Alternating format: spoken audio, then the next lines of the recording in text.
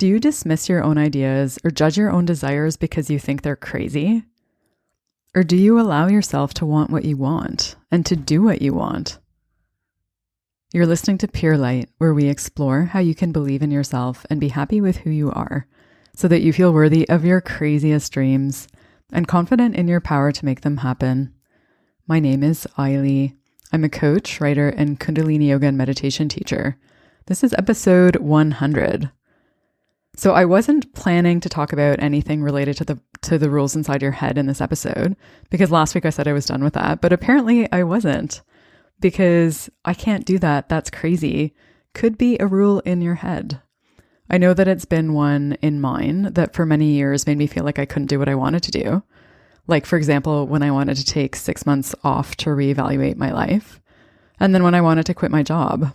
I felt crazy because it seemed like I shouldn't do those things for so many reasons. But I had this knowing in me that it was the right decision. So I did both of those things anyway. Even though it felt terrifying, it was somehow liberating at the same time. Because I knew that not doing those things would have been a failure in a way. Because it would have meant that I was operating based on assumptions about what I should do, rather than actually trusting how I felt and then acting based on that.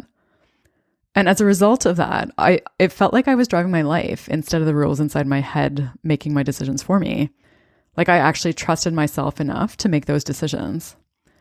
So when you tell yourself, I can't do that, that's crazy, you're judging your own desires and ideas, the things that you feel excited about.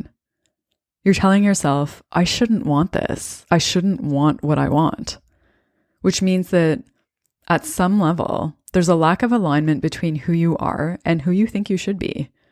And that may be because you want to be normal or you want to not be crazy. So when this happens, you have two choices.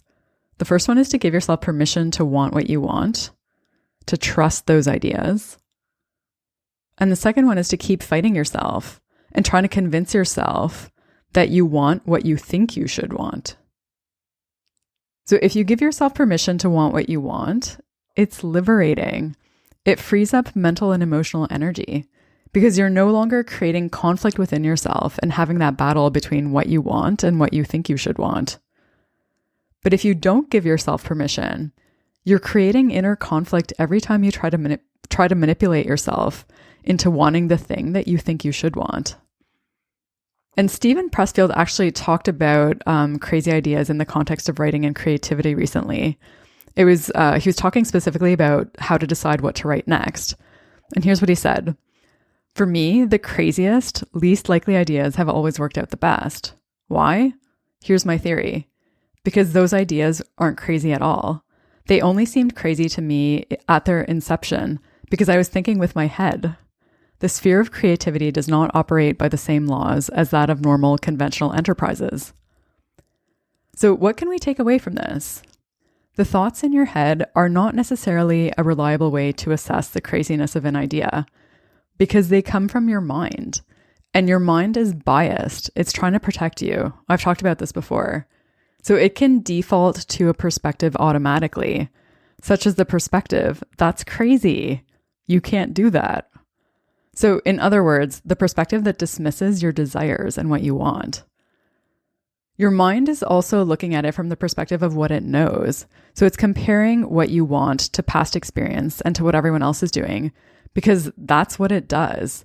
And if the thing that you want is in unknown territory or it seems outside of what the mind knows, the mind can easily dismiss it as crazy. So it's up to you to decide if you want to believe what your mind is telling you and give up on the idea and dismiss your desires, or if you want to question that perspective. And I don't think it's just the sphere of creativity that doesn't operate by the same laws as normal conventional enterprises. Intuition also defies conventional wisdom. And I think that's one of the reasons that ideas can seem crazy, because they're just not on a conventional path.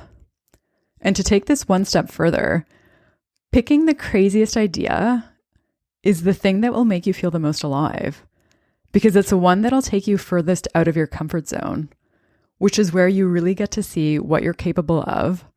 And it also gives you the opportunity to trust yourself at a level that you haven't before. So doing the craziest thing is probably the thing that'll contribute the most to your evolution, rather than playing it safe and going with an idea that's less crazy. And I'm not saying you should always do the craziest thing. I'm just saying you shouldn't dismiss it just because it's crazy. Only you know what's best for you. But your ideas aren't as crazy as you think they are. If you consistently dismiss the ideas and desires that you have that make you feel excited about life, you will not feel excited about your life. I'm going to talk a bit more about your relationship to life in the next episode. So to make sure you get it, subscribe to Pure Light wherever you listen to podcasts. I'll include the link to Stephen Pressfield's article in the show notes, which you can find at purelightpodcast.com. And I'll also include a link to something that I wrote about feeling crazy versus being yourself. Thanks so much for listening. Until next time, may you be guided by your light.